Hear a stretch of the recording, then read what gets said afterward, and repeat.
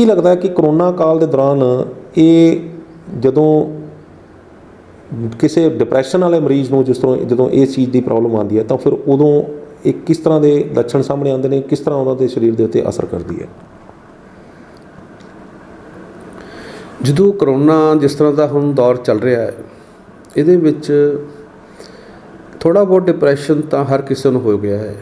ਥੋੜ੍ਹਾ ਬਹੁਤ ਐਨਜ਼ਾਈਟੀ ਤਾਂ ਪਹਿਲਾਂ ਹੁੰਦਾ ਸੀ, ਡਿਪਰੈਸ਼ਨ ਕਿਸੇ ਕਿਸੇ ਨੂੰ ਹੁੰਦਾ ਸੀ, ਉਹਦੀ ਰੇਸ਼ੀਓ ਬਹੁਤ ਘੱਟ ਸੀ, ਐਨਜ਼ਾਈਟੀ ਘੱਟ ਹੁੰਦੀ ਸੀ। ਲੇਕਿਨ ਹੁਣ ਜਦੋਂ ਅਸੀਂ ਦੇਖਦੇ ਹਾਂ ਇਨ ਮਾਸਿਸ ਦੇ ਵਿੱਚ ਸਾਰਾ ਕੁਝ ਬੰਦ ਹੈ, ਲੋਕਡਾਊਨ ਹੈ, ਵੱਡੇ ਵੱਡੇ ਬਿਜ਼ਨਸ ਬੰਦ ਹੋ ਗਏ, ਲੋਕਾਂ ਦੇ ਕਰੋੜਾਂ ਦਾ ਕੰਮ ਠੱਪ ਹੋ ਗਿਆ, ਲੋਕਾਂ ਦੀ ਜੌਬਸ ਚਲੀਆਂ ਗਈਆਂ, ਅੱਗੇ ਕੋਈ ਫਿਊਚਰ ਨੂੰ ਕੁਛ ਸਮਝ ਨਹੀਂ ਆ ਰਿਹਾ ਕੀ ਹੋ ਰਿਹਾ ਕੀ ਨਹੀਂ ਹੋ ਰਿਹਾ। ਤਾਂ ਇਹ ਨਹੀਂ ਆਪਾਂ ਕਹਿ ਸਕਦੇ ਵੀ ਕੁਛ ਕੁ ਡਿਪਰੈਸ਼ਨ ਵਾਲੇ ਪੇਸ਼ੈਂਟ ਹੀ ਨੇ ਜਿਹੜੇ ਉਹੀ ਅਫੈਕਟਡ ਨੇ। ਆਲਮੋਸਟ ਐਨਜ਼ਾਈਟੀ ਅਤੇ ਡਿਪਰੈਸ਼ਨ ਲੈਵਲ ਬਹੁਤ ਵੱਧ ਗਿਆ, ਬਹੁਤ ਜ਼ਿਆਦਾ ਵੱਧ ਗਿਆ। ਅਤੇ ਇਸ ਲਈ ਇਹ ਆਪਾਂ ਹੁਣ ਕਹਿ ਸਕਦੇ ਹਾਂ ਆਪਾਂ ਵੀ 50% ਦਾ ਜਿਹੜਾ ਆંકੜਾ ਹੈ ਕ੍ਰੋਸ ਕਰ ਗਿਆ, ਜਿਹੜੇ ਲੋਕ ਡਿਪਰੈਸ਼ਨ ਜਾਂ ਐਨਜ਼ਾਈਟੀ ਦੇ ਸ਼ਿਕਾਰ ਨੇ।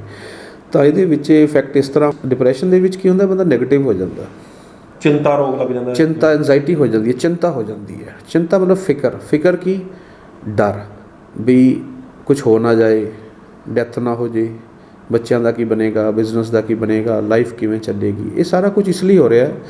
ਗੁਰੂ ਗ੍ਰੰਥ ਸਾਹਿਬ ਦੇ ਵਿੱਚ ਇੱਕ ਲਿਖਿਆ ਹੋਇਆ ਬਾਣੀ ਦੇ ਵਿੱਚ ਬੜਾ ਕਲੀਅਰ ਉਸ 'ਤੇ ਸਮਝਾਇਆ ਹੋਇਆ, ਜਿਹੜੀ ਇਹ ਆਪਣੀ ਗੁਰੂ ਗ੍ਰੰਥ ਸਾਹਿਬ ਹੈ ਉਹਨਾਂ 'ਚ ਲਿਖਿਆ ਹੋਇਆ ਵੀ ਜਿਹੜਾ ਬੰਦੇ ਦਾ ਦਿਮਾਗ ਪਰਮਾਤਮਾ ਵੱਲ ਨਹੀਂ ਲੱਗਿਆ ਹੋਇਆ, ਜਿਹਦਾ ਰੱਬ ਨਾਲ ਜੁੜਿਆ ਨਹੀਂ ਹੋਇਆ, ਜਿਹੜਾ ਉਹਨੂੰ ਯਾਦ ਨਹੀਂ ਰੱਖਦਾ, ਜਿਹੜਾ ਬੰਦਾ ਦੁਨਿਆਵੀ ਹੈ, ਮਨਮੁਖ ਹੈ, ਉਹਦਾ ਦਿਮਾਗ ਡਾਊਨ ਜਾਏਗਾ ਹੀ ਜਾਏਗਾ। ਉਹ ਜੋ ਮਰਜ਼ੀ ਕਰੀ ਜਾਏ, ਚਾਹੇ ਉਹ ਕਿਸੇ ਕਾਰਪੋਰੇਟ ਦਾ CEO ਬਣ ਜੇ, ਚਾਹੇ ਉਹ ਕੋਈ ਐਗਜ਼ੀਕਿਊਟਿਵ ਲੱਗ ਜੇ ਮਲਟੀਨੈਸ਼ਨਲ ਕੰਪਨੀ ਦੇ ਵਿੱਚ, ਚਾਹੇ ਉਹ ਡਾਕਟਰ ਬਣ ਜੇ, ਵੱਡਾ ਇੰਜੀਨੀਅਰ ਬਣ ਜੇ, ਚਾਹੇ ਉਹ ਬਿਜ਼ਨਸ ਚਲਾ ਲੇ, ਕੋਈ ਆਪਣਾ ਕਾਰੋਬਾਰ ਖੋਲ੍ਹ ਲੇ, ਜੋ ਮਰਜ਼ੀ ਕਰ ਲੇ, ਕਿਤੇ ਨਾ ਕਿਤੇ ਜਾ ਕੇ ਉਹਦਾ ਮਨ ਡਾਊਨ ਜਾਏਗਾ। ਉਹਨੇ ਡਾਊਨ ਜਾਣਾ ਹੀ ਜਾਣਾ ਹੈ, ਨੈਗੇਟਿਵਿਟੀ, ਫਿਕਰ ਆਉਣੀ। ਅੱਜ ਕਰੋਨਾ 'ਚ ਆ ਗਈ। ਜੇ ਅੱਜ ਜਿਹੜੇ ਲੋਕਾਂ ਨੂੰ ਜਿਹੜੇ ਡਿਪਰੈਸ਼ਨ ਦੇ ਮਰੀਜ਼ ਨੇ, ਚਿੰਤਾ ਦੇ ਮਰੀਜ਼, ਚਿੰਤਾ ਰੋਗ ਦੇ ਮਰੀਜ਼ ਨੇ, ਉਹਨਾਂ ਨੂੰ ਜਦੋਂ ਕਰੋਨਾ ਹੋ ਜਾਂਦਾ ਤਾਂ ਫਿਰ ਆਮ ਬੰਦੇ ਨਾਲੋਂ ਉਹਨਾਂ ਦੇ ਉੱਤੇ ਕਿੱਦਾਂ ਦਾ ਅਸਰ ਹੁੰਦਾ? ਉਹ ਇਫੈਕਟ ਜ਼ਿਆਦਾ ਹੁੰਦਾ ਹੈ, ਕਿਉਂਕਿ ਉਹਨੂੰ ਬਿਮਾਰੀ ਹੈ ਅਤੇ ਉਸ ਤੋਂ ਜਿਹੜਾ ਆਸ-ਪਾਸ ਮਾਹੌਲ ਜਿਹੜਾ ਬਣ ਗਿਆ ਹੈ, ਇੱਕ ਤਾਂ ਡਰ ਹੈ, ਇੱਕ ਉਹ ਡਰ ਵੱਧ ਲੱਗ ਰਿਹਾ ਉਹਨੂੰ। ਆਮ ਬੰਦੇ ਨੂੰ ਇੰਨਾ ਡਰ ਨਹੀਂ ਲੱਗਦਾ ਜਿੰਨਾ ਇੱਕ ਡਿਪਰੈਸ਼ਨ ਦੇ ਪੇਸ਼ੈਂਟ ਨੂੰ ਲੱਗਦਾ ਹੈ। ਇੱਕ ਬੰਦੇ ਨੂੰ ਡਰ ਇੰਨਾ ਲੱਗ ਰਿਹਾ ਹੈ, ਪਰ ਡਿਪਰੈਸ਼ਨ ਦੇ ਰੋਗੀ ਨੂੰ ਜ਼ਿਆਦਾ ਡਰ ਲੱਗੇਗਾ। ਐਨਜ਼ਾਈਟੀ ਦੇ ਪੇਸ਼ੈਂਟ ਨੂੰ, ਡਿਪਰੈਸ਼ਨ ਦੇ ਪੇਸ਼ੈਂਟ ਨੂੰ, ਉਹਨੂੰ ਮਤਲਬ ਇਹ ਲੱਗਦਾ ਹੈ ਵੀ ਇਹ ਬਹੁਤ ਜ਼ਿਆਦਾ ਲਾਈਫ ਦਾ ਕੋਈ ਫਾਇਦਾ ਨਹੀਂ, ਲਾਈਫ ਯੂਜ਼ਲੈਸ ਹੈ ਜਾਂ ਵਰਥਲੈਸ ਹੈ, ਵੀ ਇਸ ਤੋਂ ਵਧੀਆ ਮਰ ਜਾਈਏ, ਜਾਂ ਨੈਗੇਟਿਵ ਸੋਚਦਾ ਹੈ ਵੀ ਕੀ ਫਾਇਦਾ। ਸਤਿ ਸ਼੍ਰੀ ਅਕਾਲ ਜੀ, ਨਿਊਜ਼ ਏਸ਼ੀਆ ਪੰਜਾਬੀ ਦੇਖ ਰਹੇ ਹੋ ਤੁਸੀਂ। ਮੇਰਾ ਨਾਮ ਹੈ ਕੁਲਵੰਤ ਸਿੰਘ। ਕਰੋਨਾ ਮਹਾਮਾਰੀ ਦਾ ਦੌਰ ਚੱਲ ਰਿਹਾ ਹੈ ਅਤੇ ਇਸ ਵੇਲੇ ਹਰ ਕਿਸੇ ਦੇ ਦਿਮਾਗ ਦੇ ਉੱਤੇ ਇੱਕੋ ਹੀ ਡਰ ਹੈ ਕਿ ਕਿਤੇ ਮੈਨੂੰ ਨਾ ਹੋ ਜੇ, ਕਿਤੇ ਮੇਰੇ ਪਰਿਵਾਰ ਦੇ ਵਿੱਚ ਇਹ ਬਿਮਾਰੀ ਨਾ ਆ ਜੇ। ਅਤੇ ਇਹ ਡਰ ਡਿਪਰੈਸ਼ਨ ਵਾਲੇ ਬੰਦਿਆਂ ਨੂੰ ਹੋਰ ਜ਼ਿਆਦਾ ਬਿਮਾਰ ਕਰ ਰਿਹਾ। ਜਿਨ੍ਹਾਂ ਬੰਦਿਆਂ ਨੂੰ ਡਿਪਰੈਸ਼ਨ ਹੈ, ਐਂਗਜ਼ਾਇਟੀ ਹੈ, ਉਹ ਬੰਦਿਆਂ ਨੂੰ ਜੇਕਰ ਇਹ ਬਿਮਾਰੀ ਆਪਣੀ ਚਪੇਟ 'ਚ ਲੈ ਵੀ ਲੈਂਦੀ ਹੈ ਤਾਂ ਉਸ ਤੋਂ ਬਾਅਦ ਉਹਨਾਂ ਦਾ ਉਹਨਾਂ ਇਨਸਾਨਾਂ ਨਾਲੋਂ ਜਿਨ੍ਹਾਂ ਨੂੰ ਇਹ ਬਿਮਾਰੀ ਘੇਰਦੀ ਆ ਉਹਨਾਂ ਦੇ ਉੱਤੇ ਇਸ ਤੋਂ ਕਈ ਗੁਣਾ ਵੱਧ ਅਸਰ ਹੁੰਦਾ। ਕਿਵੇਂ ਹੁੰਦਾ, ਅੱਜ ਆਪਾਂ ਜਾਣਨ ਦੀ ਕੋਸ਼ਿਸ਼ ਕਰਾਂਗੇ। ਸਾਡੇ ਨਾਲ ਪ੍ਰਸਿੱਧ ਮਨੋਵਿਗਿਆਨਿਕ ਕਮਲਜੀਤ ਸਿੰਘ ਨੇ, ਜਿਨ੍ਹਾਂ ਤੋਂ ਆਪਾਂ ਇਹ ਜਾਣਨ ਦੀ ਕੋਸ਼ਿਸ਼ ਕਰਦੇ ਹਾਂ ਕਿ ਜਦੋਂ ਕਰੋਨਾ ਦੀ ਬਿਮਾਰੀ ਦੀ ਜਦੋਂ ਮਾਰ ਇੱਕ ਡਿਪਰੈਸ਼ਨ ਵਾਲੇ, ਇੱਕ ਮਾਨਸਿਕ ਜਿਹੜੀ ਅਵਸਥਾ ਜਿਹਦੀ ਠੀਕ ਨਹੀਂ ਹੈਗੀ, ਉਸ ਰੋਗੀ ਨੂੰ ਜਦੋਂ ਇਹ ਕਰੋਨਾ ਦੀ ਬਿਮਾਰੀ ਘੇਰਦੀ ਹੈ ਅਤੇ ਫਿਰ ਉਸਦੇ 'ਤੇ ਕੀ ਅਸਰ ਹੁੰਦਾ ਅਤੇ ਕਿਸ ਤਰ੍ਹਾਂ ਫਿਰ ਉਸ ਨੂੰ ਇਸ ਚੀਜ਼ 'ਚੋਂ ਬਾਹਰ ਕੱਢਿਆ ਜਾ ਸਕਦਾ। ਕਮਲਜੀਤ ਸਿੰਘ ਜੀ, ਤੁਹਾਡਾ ਨਿਊਜ਼ ਏਸ਼ੀਆ ਪੰਜਾਬੀ 'ਤੇ ਬਹੁਤ ਬਹੁਤ ਸਵਾਗਤ ਹੈ ਜੀ। ਸਤਿ ਸ਼੍ਰੀ ਅਕਾਲ ਜੀ, ਸਾਰੇ ਸਰੋਤਿਆਂ ਨੂੰ ਸਤਿ ਸ਼੍ਰੀ ਅਕਾਲ, ਧੰਨਵਾਦ ਜੀ। ਤੁਸੀਂ ਡਾਕਟਰ ਅਮਰ ਸਿੰਘ ਆਜ਼ਾਦ ਹੋਣਾ ਦੇ ਨਾਲ ਵੀ ਹੋ, ਇਹਨਾਂ ਦੇ ਕੋਲ ਵੀ ਬਹੁਤ ਸਾਰੇ ਇਸ ਤਰ੍ਹਾਂ ਦੇ ਮਰੀਜ਼ ਆ ਰਹੇ ਨੇ ਜਿਹੜੇ ਕਿ ਕਰੋਨਾ ਤੋਂ ਪ੍ਰਭਾਵਿਤ ਨੇ, ਅਤੇ ਤੁਸੀਂ ਉਹਨਾਂ ਨੂੰ ਕਾਉਂਸਲਿੰਗ ਕਰਦੇ ਹੋ, ਉਹਨਾਂ ਨੂੰ ਸਲਾਹ ਦਿੰਦੇ ਹੋ ਵੀ ਕਿਸ ਤਰੀਕੇ ਨਾਲ ਆਪਾਂ ਇਹਨਾਂ ਚੀਜ਼ਾਂ 'ਚ ਨਿਕਲਣਾ ਹੈ। ਹੋਰ ਵੀ ਬਹੁਤ ਸਾਰੀਆਂ ਬਿਮਾਰੀਆਂ ਦੇ ਨਾਲ ਸੰਬੰਧਿਤ ਤੁਸੀਂ ਜਿਹੜੀ ਉਹਨਾਂ ਨੂੰ ਕਾਉਂਸਲਿੰਗ ਦੇ ਰਹੇ ਹੋ। ਕੀ ਲੱਗਦਾ ਹੈ ਕਿ ਕਰੋਨਾ ਕਾਲ ਦੇ ਦੌਰਾਨ ਇਹ ਜਦੋਂ ਕਿਸੇ ਡਿਪਰੈਸ਼ਨ ਵਾਲੇ ਮਰੀਜ਼ ਨੂੰ ਜਦੋਂ ਇਸ ਚੀਜ਼ ਦੀ ਪ੍ਰੋਬਲਮ ਆਉਂਦੀ ਹੈ ਤਾਂ ਫਿਰ ਉਦੋਂ ਇਹ ਕਿਸ ਤਰ੍ਹਾਂ ਦੇ ਲੱਛਣ ਸਾਹਮਣੇ ਆਉਂਦੇ ਨੇ, ਕਿਸ ਤਰ੍ਹਾਂ ਉਹਨਾਂ ਦੇ ਸਰੀਰ ਦੇ ਉੱਤੇ ਅਸਰ ਕਰਦੀ ਹੈ?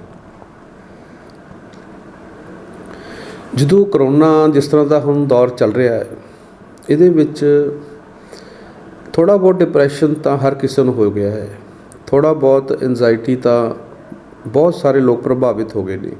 ਪਹਿਲਾਂ ਹੁੰਦਾ ਸੀ ਡਿਪਰੈਸ਼ਨ ਕਿਸੇ ਕਿਸੇ ਨੂੰ ਹੁੰਦਾ ਸੀ, ਉਹਦੀ ਰੇਸ਼ੀਓ ਬਹੁਤ ਘੱਟ ਸੀ, ਐਂਜ਼ਾਈਟੀ ਘੱਟ ਹੁੰਦੀ ਸੀ। ਲੇਕਿਨ ਹੁਣ ਜਦੋਂ ਅਸੀਂ ਦੇਖਦੇ ਹਾਂ ਇਨ ਮਾਸਿਸ ਦੇ ਵਿੱਚ ਸਾਰਾ ਕੁਝ ਬੰਦ ਹੈ, ਲੋਕਡਾਊਨ ਹੈ, ਵੱਡੇ ਵੱਡੇ ਬਿਜ਼ਨਸ ਬੰਦ ਹੋ ਗਏ, ਲੋਕਾਂ ਦੇ ਕਰੋੜਾਂ ਦਾ ਕੰਮ ਠੱਪ ਹੋ ਗਿਆ, ਲੋਕਾਂ ਦੀਆਂ ਜੌਬਸ ਚਲੀਆਂ ਗਈਆਂ, ਅੱਗੇ ਕੋਈ ਫਿਊਚਰ ਨੂੰ ਕੁਛ ਸਮਝ ਨਹੀਂ ਆ ਰਿਹਾ ਕੀ ਹੋ ਰਿਹਾ ਕੀ ਨਹੀਂ ਹੋ ਰਿਹਾ। ਤਾਂ ਇਹ ਨਹੀਂ ਆਪਾਂ ਕਹਿ ਸਕਦੇ ਵੀ ਕੁਛ ਕੁ ਡਿਪਰੈਸ਼ਨ ਵਾਲੇ ਪੇਸ਼ੈਂਟ ਹੀ ਨੇ ਜਿਹੜੇ ਉਹੀ ਅਫੈਕਟਡ ਨੇ।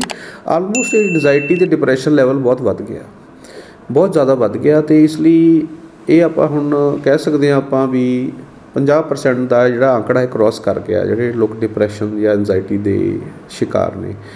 ਤਾਂ ਇਹਦੇ ਵਿੱਚ ਇਫੈਕਟ ਇਸ ਤਰ੍ਹਾਂ ਹੋ ਰਿਹਾ ਕਿ ਇਸ ਡਿਪਰੈਸ਼ਨ ਦੇ ਵਿੱਚ ਕੀ ਹੁੰਦਾ, ਬੰਦਾ ਨੈਗੇਟਿਵ ਹੋ ਜਾਂਦਾ, ਚਿੰਤਾ ਰੋਗ ਲੱਗ ਜਾਂਦਾ, ਚਿੰਤਾ ਐਂਜ਼ਾਈਟੀ ਹੋ ਜਾਂਦੀ ਹੈ, ਚਿੰਤਾ ਹੋ ਜਾਂਦੀ ਹੈ। ਚਿੰਤਾ ਮਤਲਬ ਫਿਕਰ ਕੀ ਡਰ ਵੀ ਕੁਝ ਹੋ ਨਾ ਜਾਏ, ਡੈਥ ਨਾ ਹੋ ਜੇ, ਬੱਚਿਆਂ ਦਾ ਕੀ ਬਣੇਗਾ, ਬਿਜ਼ਨਸ ਦਾ ਕੀ ਬਣੇਗਾ, ਲਾਈਫ ਕਿਵੇਂ ਚੱਲੇਗੀ। ਇਹ ਸਾਰਾ ਕੁਝ ਇਸ ਲਈ ਹੋ ਰਿਹਾ ਹੈ।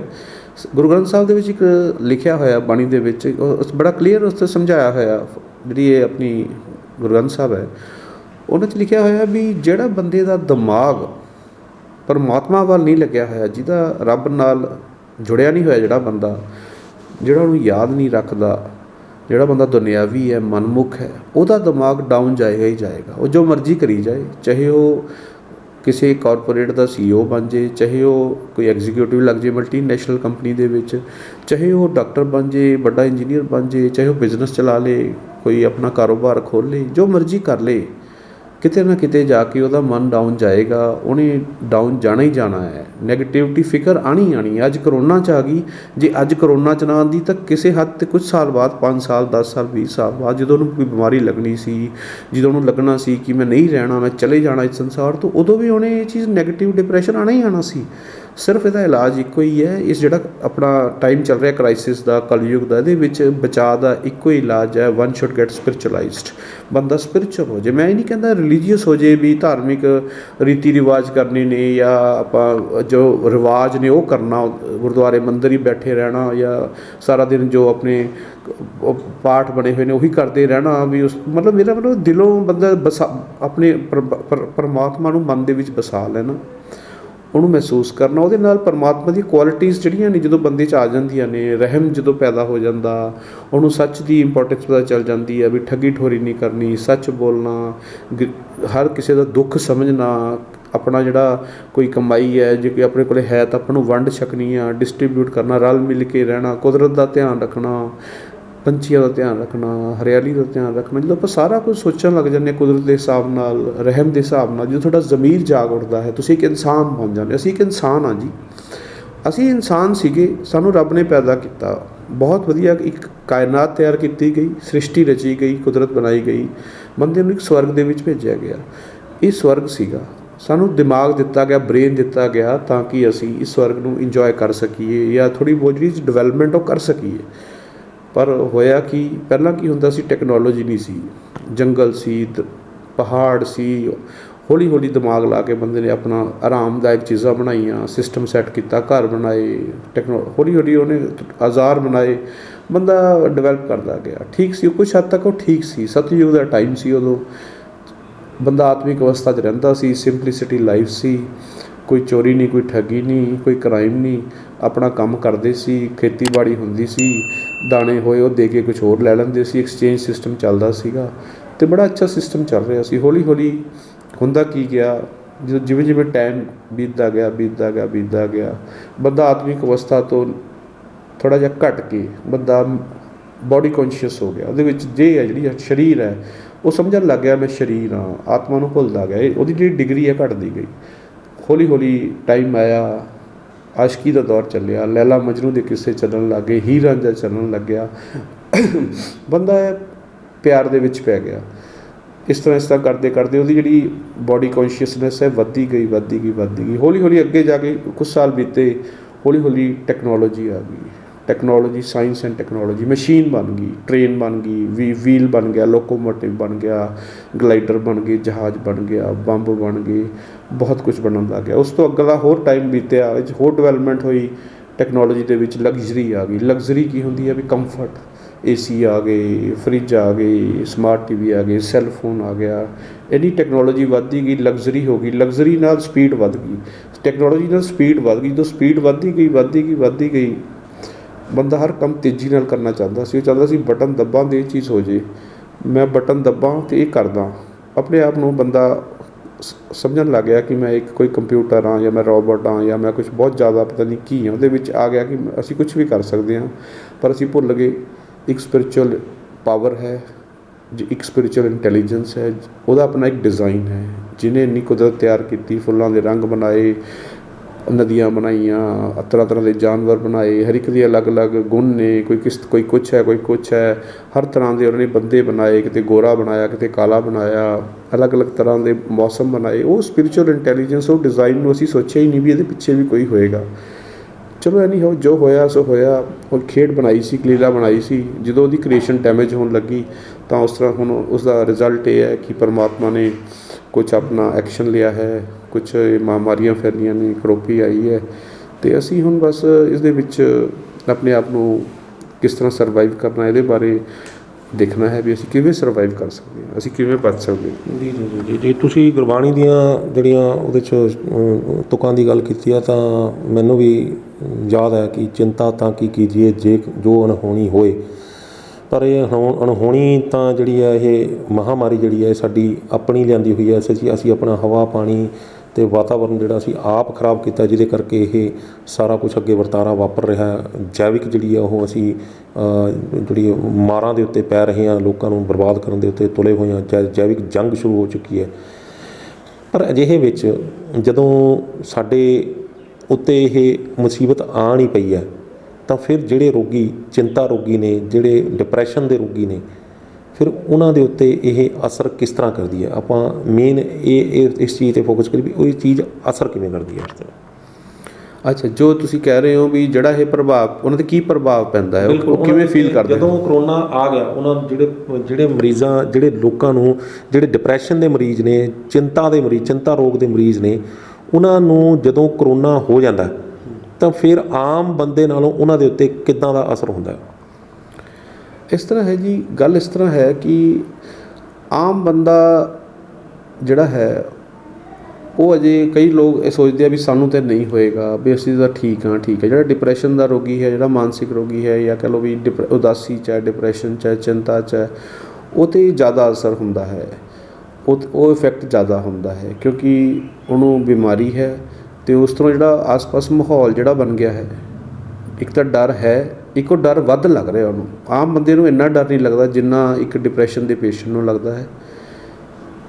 ਇੱਕ ਬੰਦੇ ਨੂੰ ਡਰ ਇੰਨਾ ਲੱਗ ਰਿਹਾ ਹੈ, ਪਰ ਡਿਪਰੈਸ਼ਨ ਦੇ ਰੋਗੀ ਨੂੰ ਜ਼ਿਆਦਾ ਡਰ ਲੱਗੇਗਾ। ਐਨਜ਼ਾਈਟੀ ਦੇ ਪੇਸ਼ੈਂਟ ਨੂੰ, ਡਿਪਰੈਸ਼ਨ ਦੇ ਪੇਸ਼ੈਂਟ ਨੂੰ, ਉਹਨੂੰ ਮਤਲਬ ਇਹ ਲੱਗਦਾ ਹੈ ਵੀ ਇਹ ਬਹੁਤ ਜ਼ਿਆਦਾ ਲਾਈਫ ਦਾ ਕੋਈ ਫਾਇਦਾ ਨਹੀਂ, ਲਾਈਫ ਯੂਜ਼ਲੈਸ ਹੈ ਜਾਂ ਵਰਥਲੈਸ ਹੈ, ਵੀ ਇਸ ਤੋਂ ਵਧੀਆ ਮਰ ਜਾਈਏ, ਜਾਂ ਨੈਗੇਟਿਵ ਸੋਚਦਾ ਹੈ ਵੀ ਕੀ ਫਾਇਦਾ ਜ਼ਿੰਦਗੀ ਦਾ, ਉਹ ਨੈਗੇਟਿਵ ਸੋਚਣ ਲੱਗਦਾ ਹੈ। ਡਿਪਰੈਸ਼ਨ ਦਾ ਪੇਸ਼ੈਂਟ ਜਿਹੜਾ ਕਿ ਉਹ ਡਿਪਰੈਸ਼ਨ 'ਚ ਹੋਏਗਾ, ਉਹ ਸੁਸਾਈਡਲ ਵੀ ਸੋਚਣ ਲੱਗ ਜਾਏਗਾ ਵੀ ਕੁਛ ਕੰਮ ਨਹੀਂ ਬਣ ਰਿਹਾ, ਕੁਛ ਚੱਲ ਨਹੀਂ ਰਿਹਾ, ਸਿਸਟਮ ਖੜ੍ਹ ਗਏ ਸਾਰੇ, ਆਉਣਾ ਜਾਣਾ ਨਹੀਂ, ਨੌਕਰੀ ਨਹੀਂ, ਕਾਰੋਬਾਰ ਨਹੀਂ।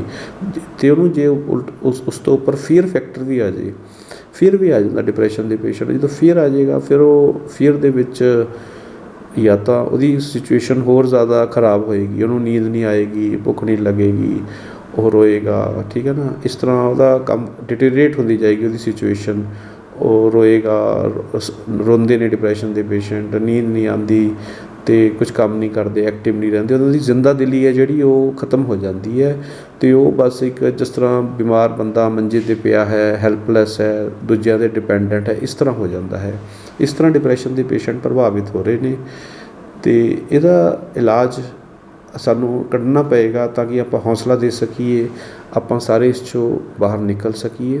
ਡਿਪਰੈਸ਼ਨ ਦੀ ਇੱਕ ਚੀਜ਼ ਹੁੰਦੀ ਹੈ ਵੀ ਇੱਕ ਲੈਵਲ ਤੱਕ ਹੀ ਘਟਦਾ ਹੈ। ਜਿਹੜਾ ਡਿਪਰੈਸ਼ਨ ਇੱਕ ਤਾਂ ਹੁੰਦਾ ਵੀ ਥੋੜ੍ਹੀ ਬਹੁਤ ਤਾਂ ਜੇ ਦਿਮਾਗੀ ਲੈਵਲ 'ਤੇ, ਕੈਮੀਕਲ ਲੈਵਲ 'ਤੇ, ਨਿਊਰੋ ਟਰਾਂਸਮੀਟਰ ਲੈਵਲ 'ਤੇ ਜੇ ਉਹਦੇ ਵਿੱਚ ਕਮੀ ਪੇਸ਼ੀ ਆਈ ਹੈ, ਡਾਊਨ ਹੋਏ ਨੇ, ਜਿਹਦੇ ਕਰਕੇ ਉਹਨੂੰ ਉੱਠਿਆ ਨਹੀਂ ਜਾ ਰਿਹਾ, ਜਾਂ ਉਹ ਕੰਮ ਨਹੀਂ ਕਰ ਪਾ ਰਿਹਾ, ਜਾਂ ਰੋ ਰਿਹਾ ਹੈ, ਕੁਛ ਕਰ ਰਿਹਾ ਹੈ, ਥੋੜ੍ਹਾ ਜਿਹਾ ਅਬਨੋਰਮਲ ਉਹਦਾ ਜਿਹੜਾ ਸਿੰਪਟਮਸ ਨੇ, ਉਹਦੇ ਲਈ ਥੋੜ੍ਹੀ ਬਹੁਤ ਸਾਨੂੰ ਮੈਡੀਸਨ ਹੈਲਪ ਲੈਣੀ ਚਾਹੀਦੀ ਹੈ।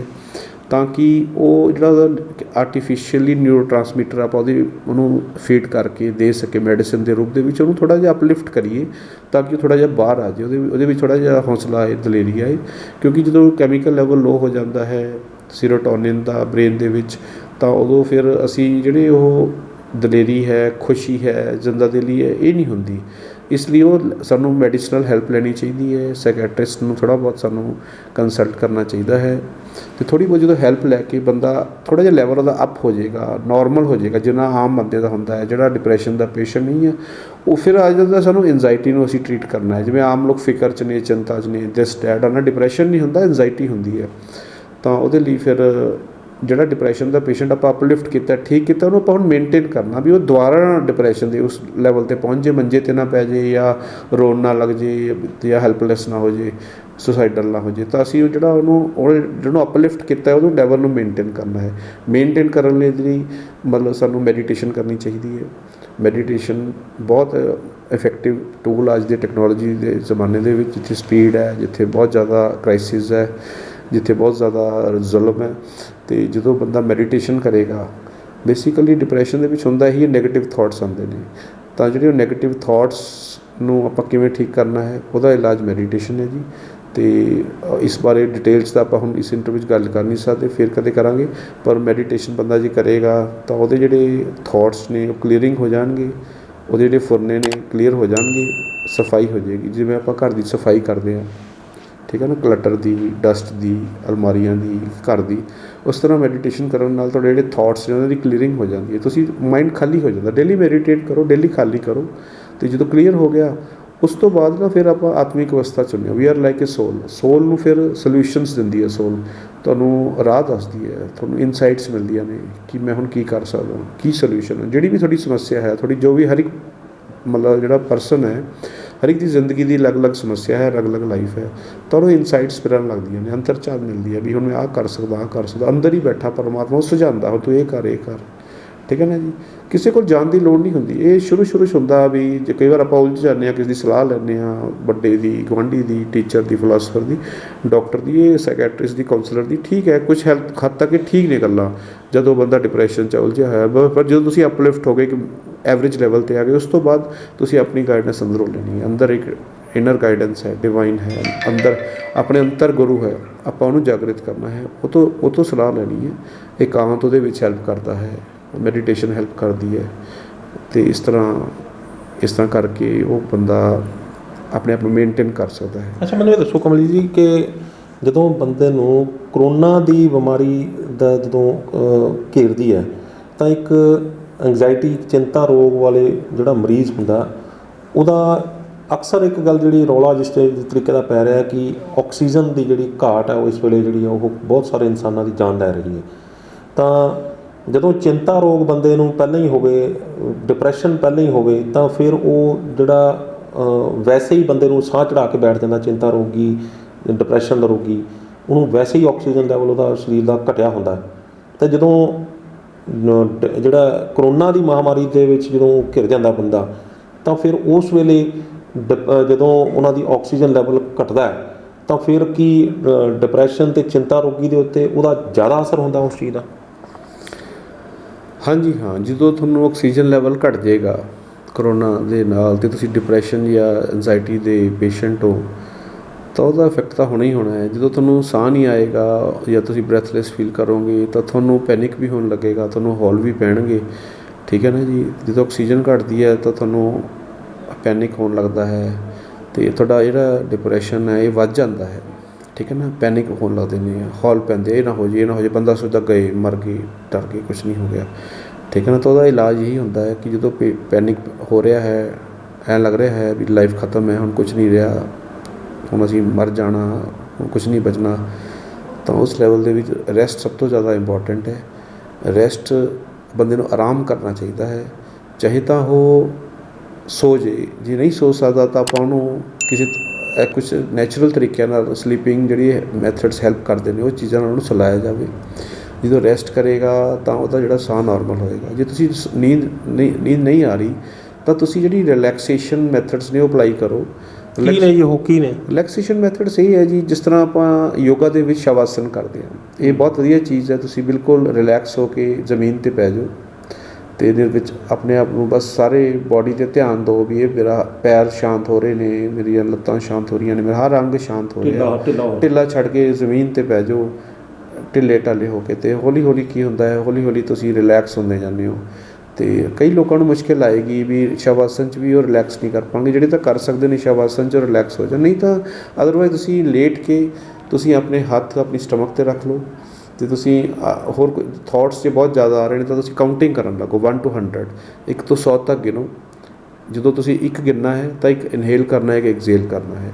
ਜਦੋਂ ਦੁਬਾਰਾ ਅੰਦਰ ਲੈਣਾ ਤੇ ਬਾਹਰ, ਜਦੋਂ ਦੁਬਾਰਾ ਸਾਹ ਅੰਦਰ ਅਤੇ ਬਾਹਰ ਕੱਢਣਾ, ਫਿਰ 2 ਬੋਲਣਾ ਹੈ, ਮਨ 'ਚ ਬੋਲਣਾ ਹੈ ਅਤੇ ਤੁਸੀਂ 100 ਤੱਕ ਗਿਣਦੇ ਰਹੋ। ਜਦੋਂ ਤੁਸੀਂ ਕਾਊਂਟਿੰਗ ਕਰਦੇ ਰਹੋਗੇ ਨੰਬਰ ਬਾਏ ਨੰਬਰ, ਅਤੇ ਤੁਹਾਡਾ ਧਿਆਨ ਇੱਕ ਤਾਂ ਸਾਹ ਵੱਲ ਹੋਏਗਾ ਅਤੇ ਇੱਕ ਨੰਬਰਾਂ ਵੱਲ ਹੋਏਗਾ, ਅਤੇ ਨੰਬਰ ਤੁਹਾਨੂੰ ਹੋਰ ਥੋਟਸ ਨਹੀਂ ਆਉਣ ਦੇਣਗੇ ਅਤੇ ਸਾਹ ਤੁਹਾਡਾ ਹੌਲੀ ਹੌਲੀ ਡੀਪ ਹੁੰਦਾ ਜਾਏਗਾ, ਡੂੰਘਾ ਹੁੰਦਾ ਜਾਏਗਾ। ਤੁਸੀਂ ਜਿਸ ਤਰ੍ਹਾਂ ਸ਼ਵ ਆਸਨ ਦਾ ਜੋ ਰਿਜ਼ਲਟ ਹੁੰਦਾ ਉਹ ਰਿਜ਼ਲਟ ਆਏਗਾ। ਤੁਸੀਂ ਮਤਲਬ ਡੀਪ ਬਰੀਦਿੰਗ ਤੁਹਾਡੀ ਸ਼ੁਰੂ ਹੋ ਜਾਏਗੀ ਜੀ। ਇਸ ਤਰ੍ਹਾਂ ਕਰਨ ਨਾਲ ਤੁਸੀਂ ਕਾਫੀ ਰਿਲੈਕਸ ਹੋ ਜਾਂਦੇ ਹੋ, ਤੁਹਾਡੀ ਪਲਸ ਠੀਕ ਹੋ ਜਾਂਦੀ ਹੈ, ਤੁਹਾਡਾ ਬਲੱਡ ਪ੍ਰੈਸ਼ਰ ਠੀਕ ਹੋ ਜਾਂਦਾ, ਠੀਕ ਹੈ ਨਾ। ਤੁਹਾਡੇ ਜਿਹੜੇ ਅੰਗ ਨੇ ਬਾਡੀ ਦੇ ਇਹ ਕੰਮ ਡਾਊਨ ਹੋ ਜਾਂਦੇ ਨੇ। ਜਿਸ ਤਰ੍ਹਾਂ ਆਪਾਂ ਨੀਂਦ ਲੈਂਦੇ ਹਾਂ, ਰੈਸਟ ਲੈਂਦੇ ਹਾਂ, ਬਾਡੀ ਦੇ ਔਰਗਨਸ ਰਿਲੈਕਸ ਹੋ ਜਾਂਦੇ ਨੇ, ਪੀਸਫੁਲ ਹੋ ਜਾਂਦੇ ਨੇ, ਆਪਾਂ ਫਰੈਸ਼ ਉੱਠਦੇ ਹਾਂ। ਤਾਂ ਇਸ ਤਰ੍ਹਾਂ ਕਾਊਂਟਿੰਗ ਕਰਨ ਨਾਲ 1 to 100 ਤੱਕ ਕਰੋ। ਜੇ ਹੋਰ ਤੁਹਾਡਾ ਦਿਲ ਕਰ ਰਿਹਾ ਅੱਗੇ ਦੁਬਾਰਾ ਸ਼ੁਰੂ ਕਰ ਲਓ 1 to 100, ਠੀਕ ਹੈ ਜੀ। ਪਹਿਲਾਂ ਆਪਣੇ ਆਪ ਨੂੰ ਇਹਦੇ ਨਾਲ ਤੁਸੀਂ ਰਿਲੈਕਸ ਹੋ ਜਾਓਗੇ, ਬਰੀਦਿੰਗ ਰਿਲੈਕਸ ਹੋ ਜਾਏਗੀ।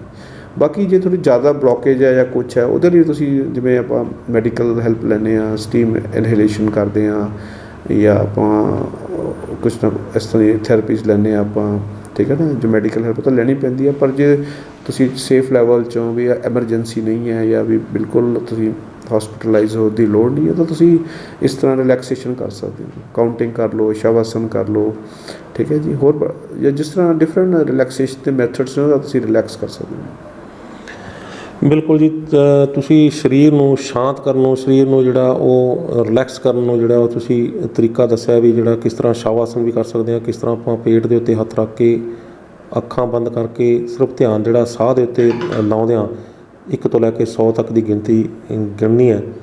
ਇਸ ਤੋਂ ਇਲਾਵਾ ਵੀ ਕੋਈ ਹੋਰ ਜਿਹੜਾ ਤਰੀਕਾ ਹੈਗਾ ਜਿਹਦੇ ਨਾਲ ਜਿਹੜਾ ਚਿੰਤਾ ਅਤੇ ਡਿਪਰੈਸ਼ਨ ਰੋਗੀ ਜਿਹੜੇ ਨੇ ਉਹ ਆਪਣੇ ਇਸ ਚਿੰਤਾ ਅਤੇ ਡਿਪਰੈਸ਼ਨ ਦੇ ਵਿੱਚੋਂ ਬਾਹਰ ਨਿਕਲ ਕੇ ਅਤੇ ਆਰਾਮ ਦੀ ਨੀਂਦ ਜਿਹੜੀ ਉਹ ਸੌਂ ਸਕਦਾ? ਕਿਉਂਕਿ ਚਿੰਤਾ ਅਤੇ ਡਿਪਰੈਸ਼ਨ ਵਾਲਾ ਜਿਹੜਾ ਮਰੀਜ਼ ਆ ਉਹਨੂੰ ਇੱਕੋ ਹੀ ਜਿਹੜੀ ਸਭ ਤੋਂ ਵੱਡੀ ਪ੍ਰੋਬਲਮ ਹੁੰਦੀ ਹੈ ਕਿ ਉਹਨੂੰ ਨੀਂਦ ਨਹੀਂ ਆਉਂਦੀ, ਅਤੇ ਜਦੋਂ ਨੀਂਦ ਨਹੀਂ ਆਉਂਦੀ ਤਾਂ ਉਹ ਨੀਂਦ ਨਾ ਆਉਣਾ ਹੀ ਸਭ ਤੋਂ ਵੱਡੀ ਜਿਹੜੀ ਬਿਮਾਰੀ ਬਣ ਕੇ ਖੜ੍ਹ ਜਾਂਦਾ। ਕਿਉਂਕਿ ਸਰੀਰ ਨੀਂਦ ਮੰਗਦਾ ਹੈ, ਸਰੀਰ ਜਦੋਂ ਨੀਂਦ ਨਹੀਂ ਆਉਂਦੀ ਤਾਂ ਉਹ ਕਈ ਹੋਰ ਬਿਮਾਰੀਆਂ ਨੂੰ ਜਨਮ ਦਿੰਦਾ ਅਤੇ ਆਖਰ ਵੱਲ ਨੂੰ ਉਹ ਮੌਤ ਵੱਲ ਨੂੰ ਬੰਦੇ ਨੂੰ ਲੈ ਜਾਂਦਾ। ਕੀ ਨੀਂਦ ਲਿਆਉਣ ਦੇ ਚਿੰਤਾ ਰੋਗੀ, ਡਿਪਰੈਸ਼ਨ ਰੋਗੀ ਨੂੰ ਕੋਈ ਹੋਰ ਵੀ ਢੰਗ ਤਰੀਕੇ ਹੈਗੇ ਨੇ? ਹਾਂਜੀ, ਨੀਂਦ ਲਿਆਉਣ ਦੇ ਬਹੁਤ ਤਰੀਕੇ ਨੇ। ਨੀਂਦ ਲਿਆਉਣ ਦਾ ਤਾਂ ਤਰੀਕਾ ਇਹ ਹੈ ਕਿ ਤੁਸੀਂ ਸਭ ਤੋਂ ਪਹਿਲਾਂ ਤਾਂ ਜੇ ਤੁਹਾਡੇ ਦਿਮਾਗ 'ਚ ਫੁਰਨੇ ਜ਼ਿਆਦਾ ਚੱਲ ਰਹੇ ਨੇ, ਥੋਟਸ ਜ਼ਿਆਦਾ ਚੱਲ ਰਹੇ ਨੇ, ਤੁਸੀਂ ਉਹਨਾਂ ਨੂੰ ਪਹਿਲਾਂ ਕਲੀਅਰ ਕਰੋ। ਕਲੀਅਰ ਕਰਨ ਦੇ ਕਈ ਮੈਥਡਸ ਹੁੰਦੇ ਨੇ। ਇੱਕ ਤਾਂ ਹੋ ਸਕਦਾ ਤੁਸੀਂ ਬੋਲਣਾ ਸ਼ੁਰੂ ਕਰ ਦਿਓ, ਜਿਵੇਂ ਤੁਸੀਂ ਕੋਈ ਫੈਮਿਲੀ ਮੈਂਬਰ ਬੁਲਾ ਲਓ, ਕੋਈ ਭਾਈ ਭੈਣ ਬੱਚਾ ਕਿਸੇ ਨੂੰ ਬੁਲਾ ਲਓ, ਉਹਦੇ ਨਾਲ ਗੱਲਾਂ ਕਰਨ ਲੱਗ ਜਾਓ ਜੇ ਤੁਹਾਨੂੰ ਥੋਟਸ ਤੰਗ ਕਰ ਰਹੇ ਨੇ। ਯਾਨੀ ਕਿ ਤੁਸੀਂ ਇਹ ਕਹਿਣਾ ਚਾਹ ਰਹੇ ਹੋ ਕਿ ਚਿੰਤਾ ਅਤੇ ਡਿਪਰੈਸ਼ਨ ਰੋਗੀ ਨੂੰ ਜੇਕਰ ਕਰੋਨਾ ਹੋ ਗਿਆ ਤਾਂ ਉਹਨੂੰ ਆਪਾਂ ਨੇ ਇਕੱਲਾ ਨਹੀਂ ਛੱਡਣਾ, ਉਹ ਜ਼ਿਆਦਾ ਉਹਦੇ ਵਿੱਚ ਘਿਰ ਜਾਏਗਾ। ਹਾਂਜੀ ਹਾਂ, ਇਕੱਲਾ ਨਹੀਂ ਰਹਿਣਾ। ਜਿਹਨੂੰ ਫਿਕਰ ਹੋ ਰਿਹਾ ਹੈ, ਥੋਟਸ ਆ ਰਹੇ ਨੇ, ਉਲਝਿਆ ਹੋਇਆ ਨੈਗੇਟਿਵ, ਫੀਅਰਫੁਲ, ਤਾਂ ਉਹ ਕਿਸੇ ਨੂੰ ਬਿਠਾ ਕੇ ਉਹ ਗੱਲਾਂ ਕਰੇ, ਉਹ ਡਿਸਕਸ ਕਰੇ, ਸਾਰੀ ਗੱਲਬਾਤ ਆਪਣੀ ਕਲੀਅਰ ਕਰ ਦੇ, ਐਕਸਪ੍ਰੈਸ ਕਰ ਦੇ। ਐਸਾ ਫੈਮਿਲੀ ਮੈਂਬਰ ਉਹਨੂੰ ਸਪੋਰਟ ਕਰਨ ਵੀ ਜੋ ਗੱਲ ਹੈ ਤੂੰ ਮੈਨੂੰ ਦੱਸ ਕੀ ਹੋ ਰਿਹਾ। ਉਹ ਕੋਈ ਲਾਈਕ ਇਹ ਓਪਨ ਬੁੱਕ ਦੀ ਤਰ੍ਹਾਂ ਸਾਰੀ ਗੱਲ ਦੱਸ ਦੇ, ਕੀ ਮੇਰੀ ਫੀਲਿੰਗਸ ਨੇ, ਕੀ ਡਰ ਨੇ, ਕੀ ਮੈਨੂੰ ਲੱਗ ਰਿਹਾ, ਕੀ ਮੈਨੂੰ ਫਿਕਰ ਹੈ, ਸਾਰੀ ਗੱਲ ਉਹ ਕਲੀਅਰ ਕਰ ਦੇ। ਜਦੋਂ ਉਹ ਸੱਚ ਬੋਲੇਗਾ, ਕਲੀਅਰ ਕਰੇਗਾ, ਐਕਸਪ੍ਰੈਸ ਕਰੇਗਾ, ਤਾਂ ਉਹਦਾ ਜਿਹੜਾ ਡਰ ਹੈ ਜਿਹੜਾ ਰਿਲੀਜ਼ ਹੋ ਜਾਏਗਾ, ਠੀਕ ਹੈ ਨਾ। ਉਹਦਾ ਡਰ ਰਿਲੀਜ਼ ਹੋ ਜਾਏਗਾ, ਉਹਦੇ ਥੋਟਸ ਰਿਲੀਜ਼ ਹੋ ਜਾਣਗੇ, ਉਹ ਕੈਥਾਰਸਿਸ ਹੋ ਜਾਏਗਾ ਉਹਦਾ। ਜਦੋਂ ਕੈਥਾਰਸਿਸ ਹੋ ਗਿਆ ਤਾਂ ਜਦੋਂ ਥੋਟਸ ਉਹਦੇ ਸ਼ਾਂਤ ਹੋ ਜਾਣਗੇ ਫਿਰ ਉਹ ਕਾਮ ਡਾਊਨ ਹੋ ਜਾਏਗਾ, ਠੀਕ ਹੈ ਨਾ। ਇਸ ਤਰ੍ਹਾਂ ਕਰ ਸਕਦਾ ਹੈ। ਬਾਕੀ ਉਸ ਤੋਂ ਬਾਅਦ ਜਦੋਂ ਉਹਦੇ ਥੋਟਸ ਕਲੀਅਰ ਹੋ ਗਏ, ਕੈਥਾਰਸਿਸ ਹੋ ਗਿਆ, ਉਸ ਤੋਂ ਬਾਅਦ ਨੀਂਦ ਲਈ ਥੋੜ੍ਹੀ ਹੈਲਪ ਲਿੱਤੀ ਜਾ ਸਕਦੀ ਹੈ। ਟੈਪਿੰਗ ਥੈਰੇਪੀ ਹੁੰਦੀ ਹੈ, ਜਦੋਂ ਆਪਣੀ ਜਿਹੜੀ ਬੋਡੀ ਹੈ ਇਹਨੂੰ ਥੋੜ੍ਹਾ ਜਿਹਾ ਆਪਾਂ ਟੈਪ ਕਰਨਾ ਹੁੰਦਾ ਹੈ। ਇਸ ਤਰ੍ਹਾਂ ਟੈਪ ਕਰੋ ਸਾਰੇ ਜਿਹੜੇ ਔਰਗਨਸ ਨੇ, ਕੋਈ ਫੈਮਿਲੀ ਮੈਂਬਰ ਕਰ ਸਕਦਾ, ਪੈਰਾਂ ਨੂੰ, ਤਲੀਆਂ ਨੂੰ, ਲੈਗਸ ਨੂੰ ਹੌਲੀ ਹੌਲੀ ਥੱਪੜ ਮਾਰੋ, ਹੌਲੀ ਇਸ ਤਰ੍ਹਾਂ ਟੈਪਿੰਗ ਕਰੋ, ਥੋੜੀ ਕਾਫੀ ਦੇਰ ਲਾਓ, 10-15-20 ਮਿੰਟ ਕਰੋ। ਇਹਨੂੰ ਪੰਜਾਬੀ 'ਚ ਪੀਟੋ ਥੈਰੇਪੀ ਵੀ ਕਹਿੰਦੇ ਨੇ। ਇਹਨੂੰ ਮੈਨੂੰ ਨਹੀਂ ਪੰਜਾਬੀ 'ਚ ਮੈਨੂੰ ਪਤਾ ਨਹੀਂ ਸੀ ਕੀ ਕਹਿੰਦੇ ਨੇ, ਪਰ ਇਹ ਟੈਪਿੰਗ ਥੈਰੇਪੀ ਹੈ ਜੀ।